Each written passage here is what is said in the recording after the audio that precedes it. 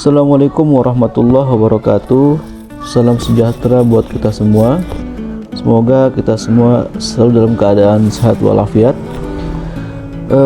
Mahasiswa sekalian, pada pertemuan kita yang ke-11 hari ini, pada mata kuliah Pendidikan Kewarganegaraan, tema yang kali ini akan kita bahas adalah tentang Islam dan budaya perilaku anti korupsi. Korupsi adalah konsep yang cukup luas yang melingkupi berbagai perilaku koruptif. Korupsi, kalau kita pahami secara etimologis, mempunyai makna yang cukup luas dan beragam. Tapi pada dasarnya, semua merujuk pada pengertian tentang perilaku yang licik karena bertujuan menguntungkan diri sendiri atau orang tertentu yang sekaligus merugikan orang banyak, masyarakat, atau bahkan negara.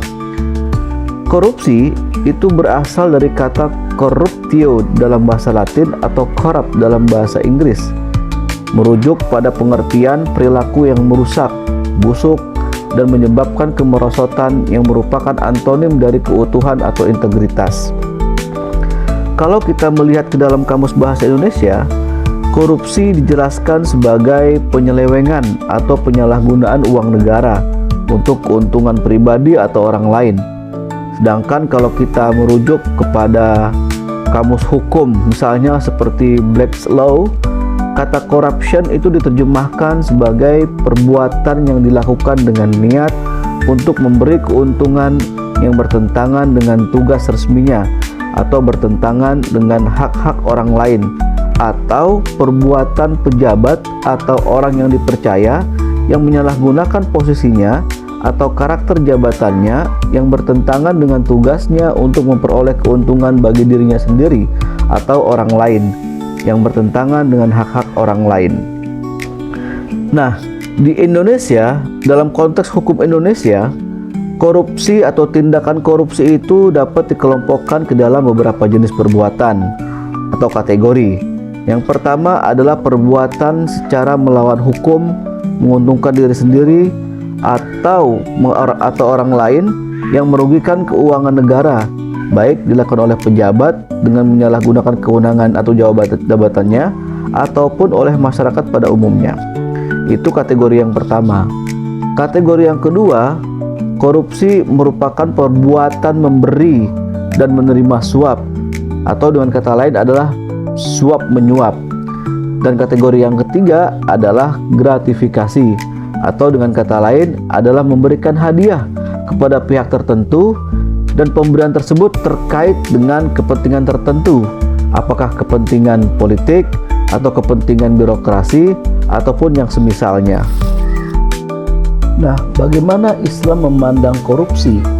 Korupsi dalam Islam adalah salah satu hal yang paling diperingatkan oleh Al-Quran dan Sunnah, karena Islam menganggap korupsi dalam segala bentuknya sebagai dosa besar karena mengarah pada kehancuran moral dan nilai-nilai, melemahkan masyarakat, dan merusak bumi, bahkan sumber dayanya. Islam justru mendorong pada keadilan dan kejujuran, serta mencegah kezaliman, sehingga memerangi korupsi merupakan kewajiban bagi setiap individu dan masyarakat. Setidaknya, ada 4 sikap Islam terhadap korupsi. Yang pertama, Islam memandang bahwa perilaku korupsi itu sebagai sebuah tindakan kezaliman, karena korupsi sama dengan penggelapan harta. Allah berfirman di dalam surat Ibrahim ayat 42, yang artinya lebih kurang, "Dan janganlah sekali-sekali kamu, wahai Muhammad, mengira bahwa Allah lalai dari apa yang diperbuat oleh orang-orang yang zalim. Sesungguhnya Allah memberi tangguh kepada mereka sampai hari pada waktu itu mata mereka terbelalak."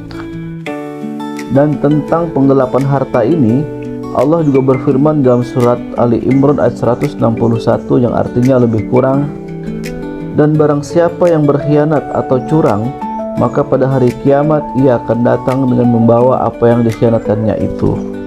Kedua, Islam melihat bahwa perilaku korupsi sebagai sebuah pelanggaran terhadap amanah yang Allah berikan. Allah berfirman dalam surat Al-Anfal ayat 27, "Wahai orang-orang yang beriman, janganlah kamu mengkhianati Allah dan Rasul, Dan juga janganlah kamu mengkhianati amanah-amanah yang dipercayakan kepadamu, sedangkan kamu mengetahui. Di ayat lain, tepatnya di surat An-Nisa ayat 58, Allah juga berfirman, sesungguhnya Allah memerintahkan kamu untuk menyampaikan amanah kepada yang berhak menerimanya. Yang ketiga, Islam melihat bahwa tindakan korupsi sama dengan memakan harta yang haram. Islam sangat menekankan pentingnya mencari nafkah yang halal. Harta yang diperoleh dari korupsi dianggap sebagai harta haram, dan harta haram tidak hanya merusak diri sendiri, tetapi juga keluarga dan masyarakat. Islam melarang keras perbuatan mengambil atau memakan harta yang diperoleh dengan cara yang tidak halal. Korupsi adalah salah satu cara haram untuk mendapatkan harta yang dianggap sebagai pencurian dan pengkhianatan. Dalam Al-Quran, Allah Subhanahu wa Ta'ala berfirman di surat Al-Baqarah ayat 188, dan janganlah sebagian kamu memakan harta sebagian yang lain di antara kamu dengan cara yang batil. Dan yang keempat, terakhir, Islam melihat bahwa korupsi juga adalah bentuk suap menyuap atau riswah. Riswah atau suap menyuap adalah salah satu bentuk korupsi yang sangat dilarang dalam Islam. Sebagaimana hadis Nabi Muhammad SAW yang diriwayatkan dari Abu Daud dan Tirmizi, Rasulullah mengatakan atau bersabda, Rasulullah melaknat orang yang memberi suap dan orang yang menerima suap. Mengapa suap menyuap ini sangat dilaknat dalam Islam? Karena suap menyuap merusak sistem keadilan dan membuat hukum tidak dapat ditegakkan dengan benar, karena keputusan diambil berdasarkan keuntungan pribadi, bukan atas dasar kebenaran. Perilaku korupsi berdampak sangat signifikan terhadap timbulnya kerusakan tatanan sistem dan nilai di masyarakat. Karenanya kejahatan korupsi disebut sebagai kejahatan yang luar biasa atau extraordinary crime. Mulai dari kerusakan di bidang sosial, ekonomi, birokrasi pemerintahan, politik demokrasi, lingkungan hidup, hingga melemahnya pertahanan keamanan. Di bidang sosial, dampak masif korupsi menimbulkan mahalnya harga jasa dan pelayanan publik, pengentasan kemiskinan berjalan lambat, terbatasnya akses dari masyarakat miskin, meningkatnya angka kriminalitas, solidaritas sosial semakin langka, hingga demoralisasi.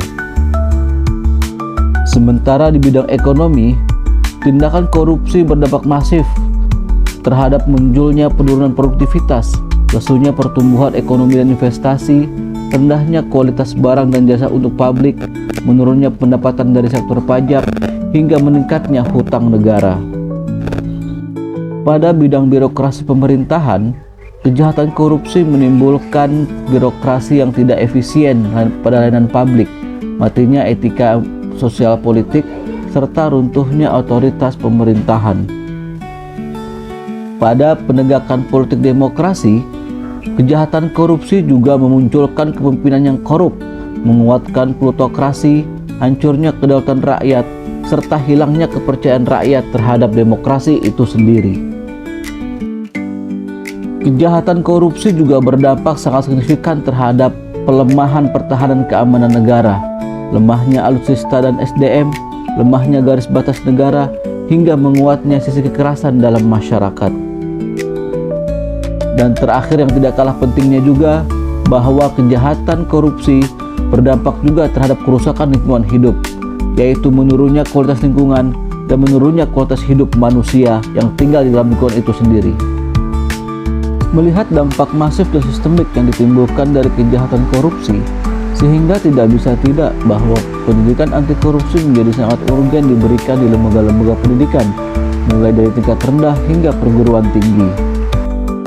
Pendidikan anti korupsi adalah upaya sistematis untuk menanamkan nilai-nilai, sikap, dan perilaku yang menolak segala bentuk tindak korupsi.